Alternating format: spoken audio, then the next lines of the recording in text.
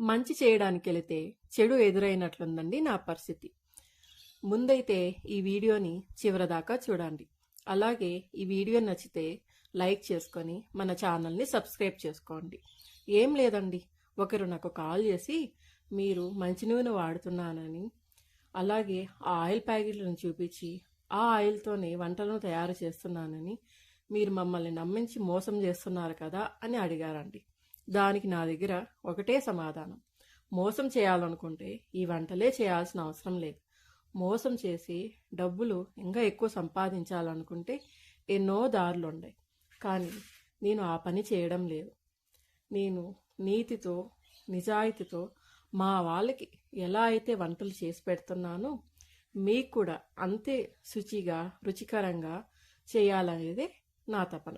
మీకు ఇంకా ఏమైనా డౌట్లు ఉంటే కింద కామెంట్ చేయండి. మీ డౌట్లు అన్నిటికీ నేను ఆన్సర్ ఇస్తాను. అలాగే మీరు ఏమైనా ఇష్టమైన వంటకాలను ఆర్డర్ పెట్టాలనుకుంటే నాకు తప్పకుండా మెసేజ్ చేయండి. మరి ఉంటాను.